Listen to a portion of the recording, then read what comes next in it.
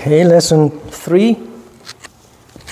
The third Yama is Asteya. Asteya is the principle of not stealing, honesty.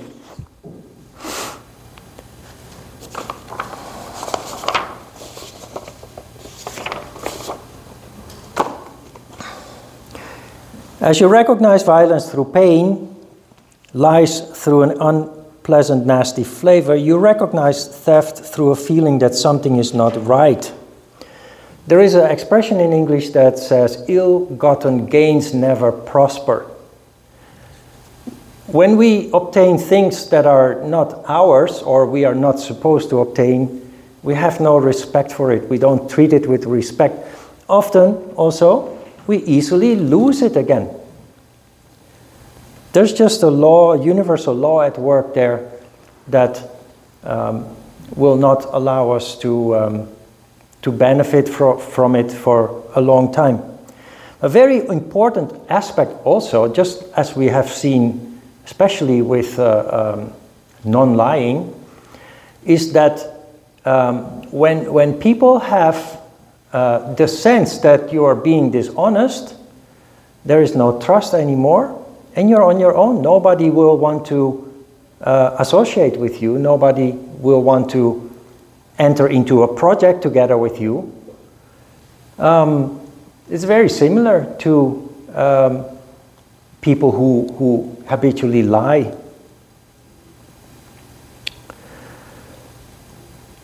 The reason why we lie, again, is the same as with the previous two yamas. It is an instinct that makes us want things to go away, that makes us want to do things in a simple way. We just want to get rid of an inconvenience, or in case of stealing, a lack of something, and just gain it in the quickest way possible. So it's kind of a love of ease problem that we are dealing with here. We do this subconsciously, of course. We're not aware of it. It's just human behavior. But the problem is, it always leads to disruption, disharmony. And our goal is, of course, to establish more and more harmony in our lives so that we can function on higher levels of consciousness. So it's all practical. There's no luxury here. There's no superficial purpose or meaning behind all this. It's very practical, and you find direct improvement in your daily life, in your sense of well-being, and so forth. Now, of course, we have to look at this principle also with a little bit of flexibility, because technically, when you take something without the authorization, without the consent of the owner, technically it's considered to be theft. But we have institutionalized forms of theft. We live, of course, now in the age of the internet. But before the internet, we needed to go to a library to get information on subjects that we developed an interest in.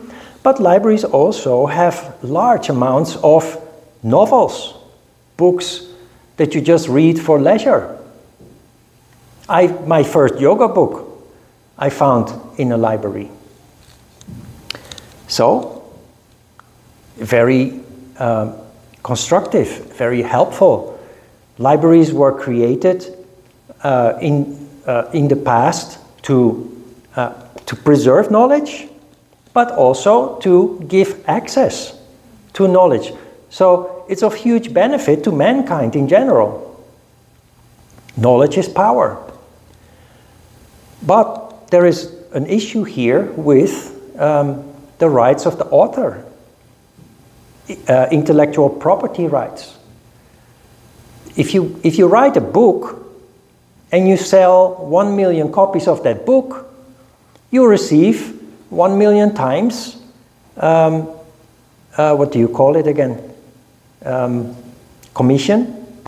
Every book that let's say every book that you sell, you receive $1 or €1. So you sell 1 million books, you receive $1 million.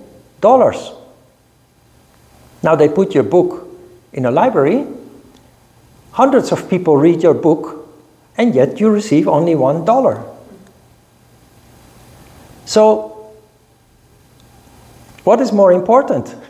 That you receive your commission, or that people become educated, or enjoy the novel that you have written?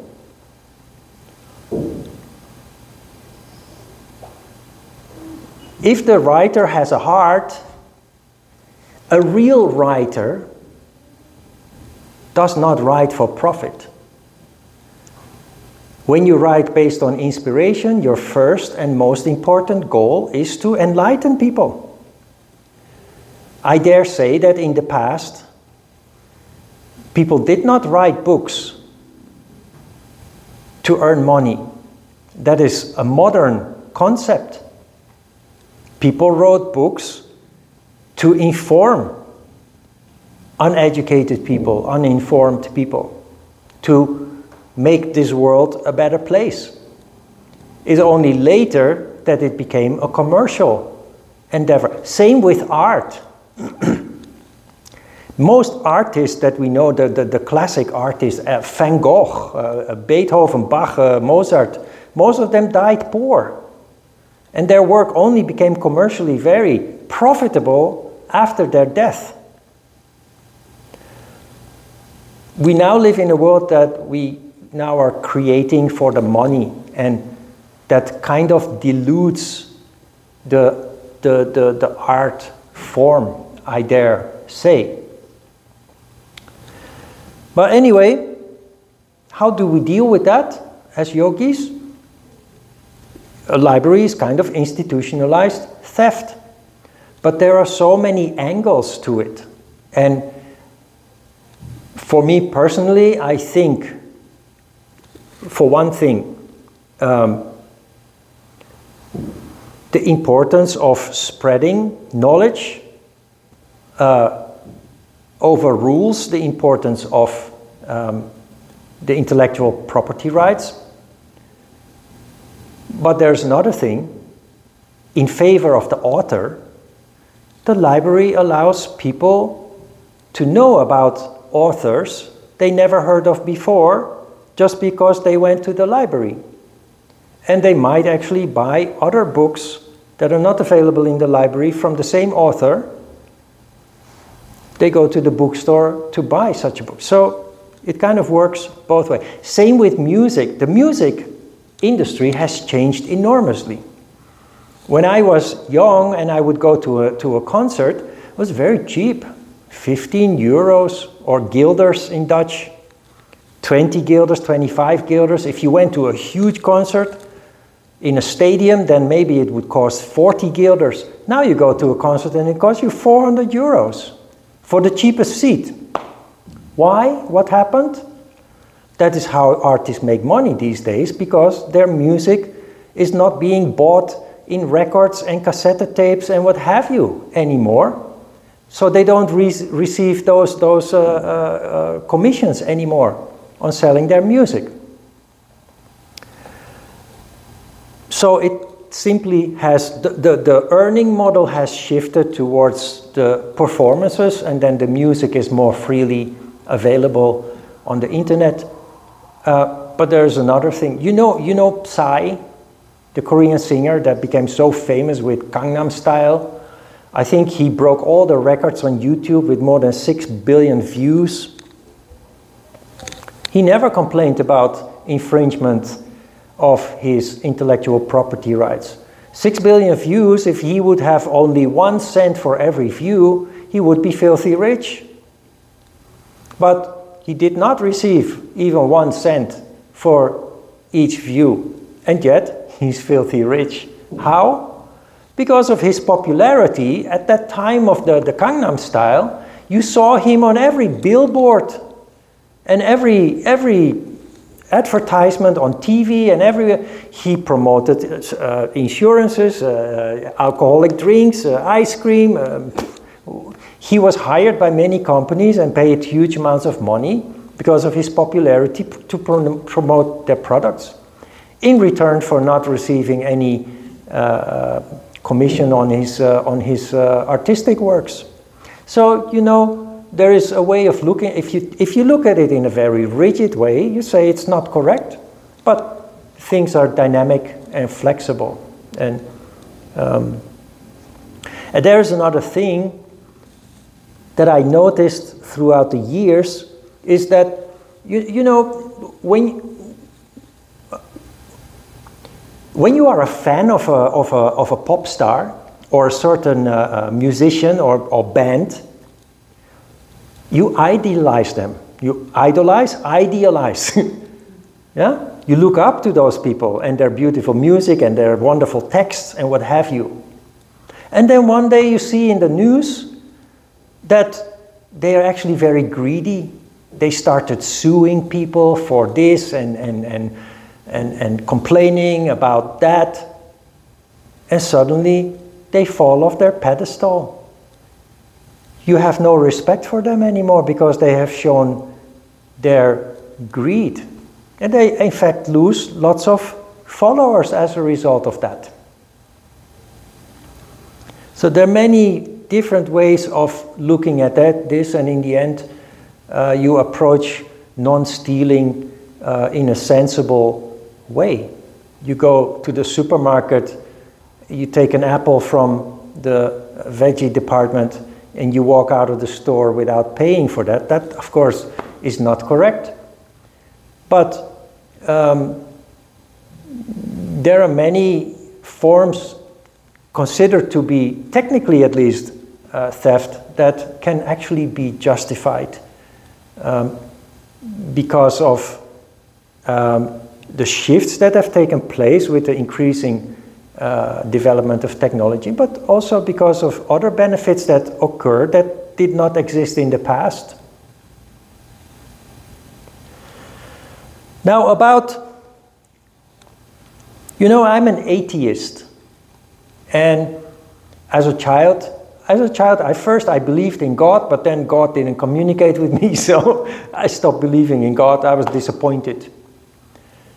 But then you are at the table and your parents pray before a meal and you think, yeah, but God doesn't exist anymore. I of course have since then evolved enormously in my insights. And I realized that why do you actually say thanks before you start a meal? You understand the ritual if you have a deeper sense of connection or consciousness to nature and to the universe. And we live in a time that if you have any craving, you go to the supermarket. You pull out your credit card or your debit card or some money from your pocket and you can get whatever you want. But it hasn't always been like that, and you know that, right? Not so long ago, sometimes people went to bed hungry because there was no food. Sometimes people died because the harvest failed because there was no rain or because the sun was too hot and burned all the crop, killed all the farm stock, livestock.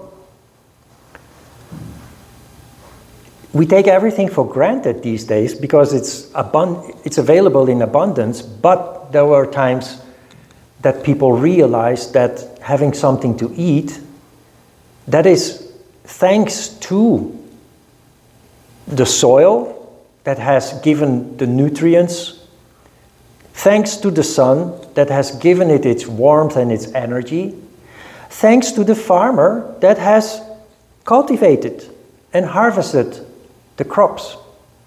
It is for this reason, I'm still an atheist, but I have a very sophisticated idea of what God is about. We will talk about that later. But it's because of this that I never throw away food. I never throw away food because food has been produced. It's not just the value in terms of money that is the least important to me. It's been grown, it's been produced by nature with valuable nutrients and energy from the sun and water from the rain. Without all these elements, that food wouldn't exist. And so if food is not rotten, I never throw it away. And even worse with meat products, shrimp or any other form of animal product, that animal has died for you. That animal has died to end up on your plate. I find it impossible to throw it away. Unless it's rotten, of course, because of this. So I'm not praying because modern religion, as we know it for most people, is, in my eyes, is rather dogmatic.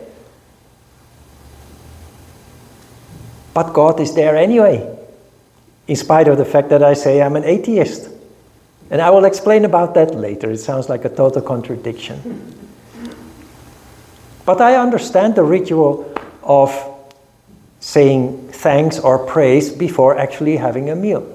Ancient people, and maybe still primitive people living in the forest, the indigenous people, they treat nature in a very respectful way. If they need to chop down a tree because they need a canoe so they can travel over the river, they will have a ritual to ask permission to higher beings or the universe or a god, whatever it is that you want to call it, ask permission to take that tree, to chop that tree and turn it into a canoe or a hut.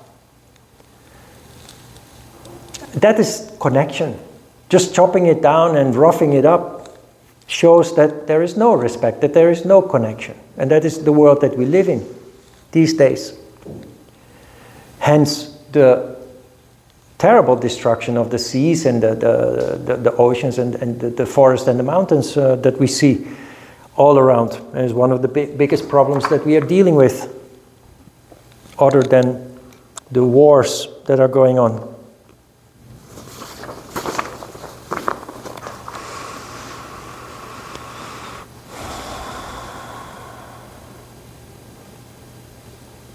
Now,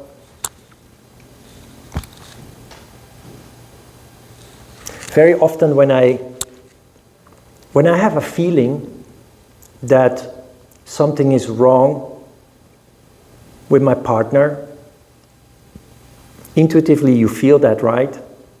They're worried about something, or they experience something, or then you ask, what's wrong? Did something happen? And you often get the answer, no, nothing.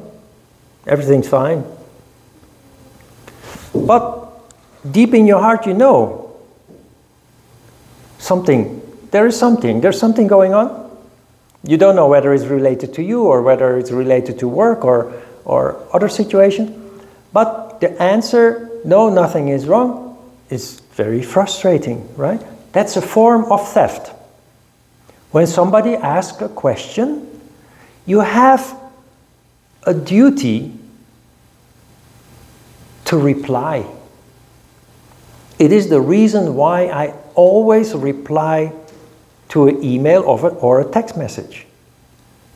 You may think, what's special about that? Well, there are many instances of people not reacting at all to an email or a text message.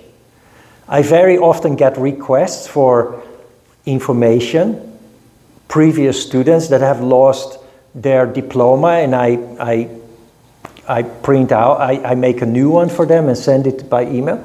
I hardly ever get a reply or a thank you, and that's fine. That's fine.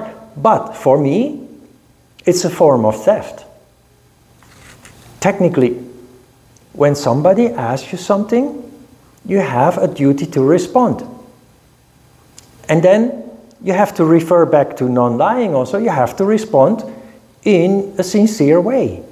Not just try to get rid of the issue as quickly as possible with a superficial answer, but by actually really I always take a day or two to soak up the question, to look at it, to contemplate, and then I give a reply from my heart that actually touches the essence of the question. And that's lacking so often in communications, I have noticed. I'm not saying that you have to be like me or do like me, but consider this in the way that we communicate with people. We commit violence because we get frustrated that that things do not go the way that we want them to go, so we just force our way through. We lie because we want an inconvenient situation to quickly go away. And we deny people's request for help or connection because we think it's bothersome and, you know, I have better things to do, or what a stupid question, or I don't know what. First of all, stupid questions don't exist. Never. If somebody has a question, that is a legitimate concern of that person, no matter how other people think about that. So always there is this duty to reply and to do that in sincerity. Stealing in deeds, it's clear when you go to a shop and you put something in your pocket that you have not paid for. That is the most obvious way of theft. Just like punching somebody in the face is the most obvious way of committing violence. But committing theft in deeds also, you can commit theft on yourself when you demand too much from yourself. If that's difficult to grasp, when you do an asana, and you say to yourself, it must be perfect, like the picture in the book or in the video, and it must be at least 1 minute, regardless of the pain that you experience, you're not only violent, but you're denying the reality, so it's a lie, but you're also stealing from yourself. You're committing theft on yourself by demanding too much, more than you can handle. Now, you do not only do that with yourself, we do that with other people too. When we demand perfection from our students, many yoga teachers push and pull because they want you to go deeper and farther into the pose, hurting their members. That's a form of theft.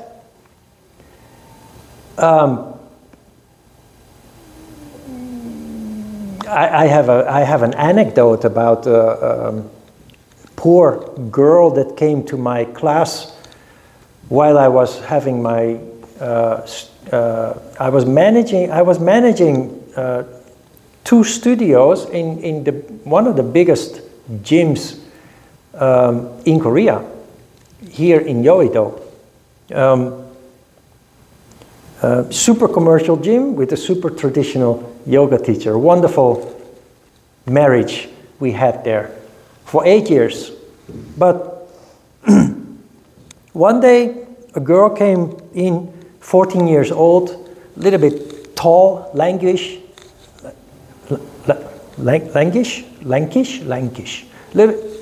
tall, taller than the average 14-year-old. And usually I did all the 7 a.m. classes. The average age is 60s, 70s, and a couple of people, office workers who come before work, but no 14-year-olds, definitely. And she was just so, I just felt so much resistance from her being there.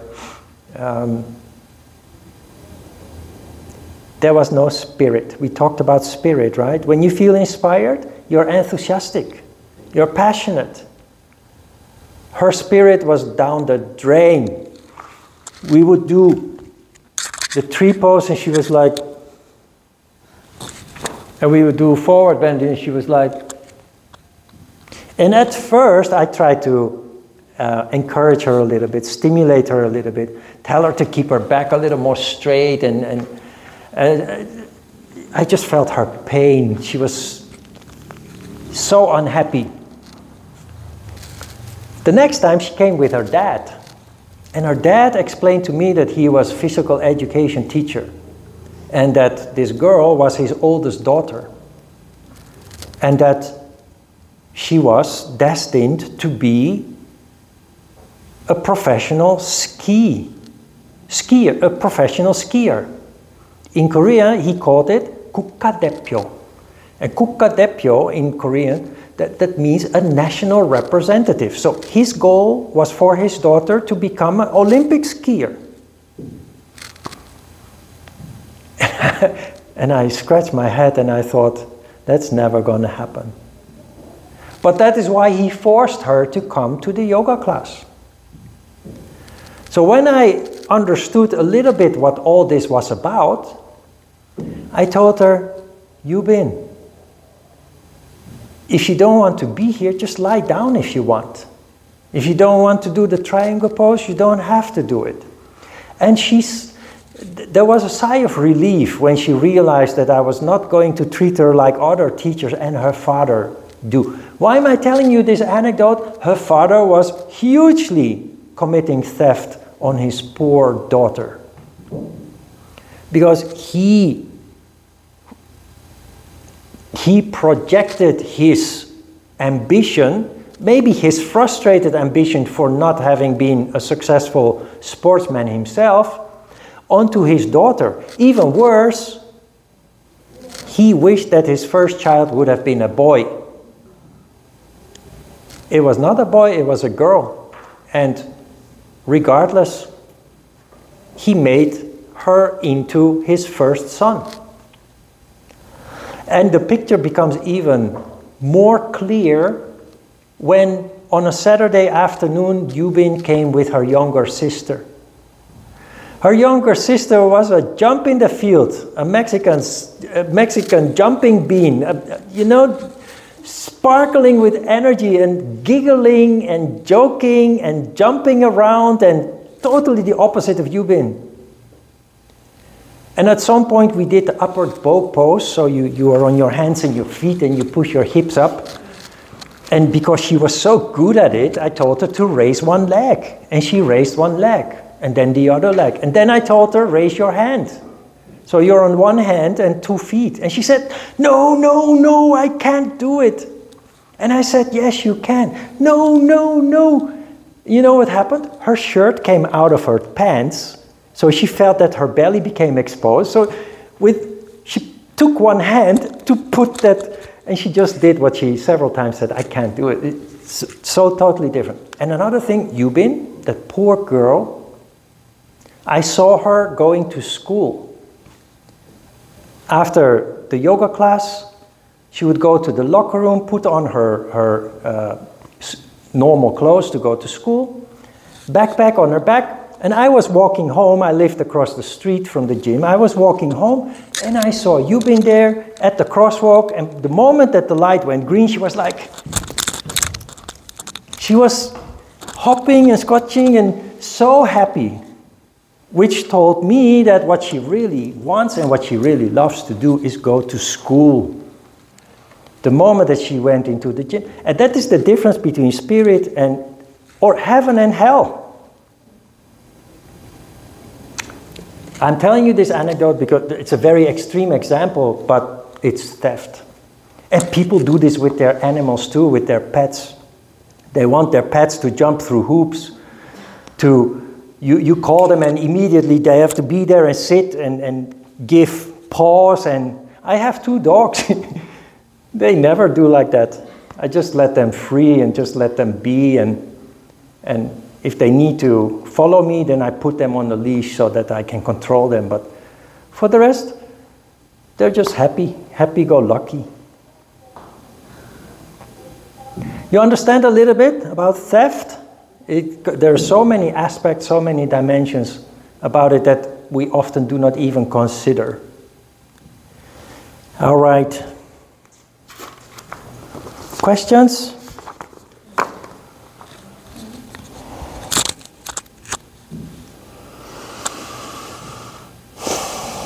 Finally, the third paragraph on page 3, people who are completely honest become rich in a natural way. First spiritually, later materially.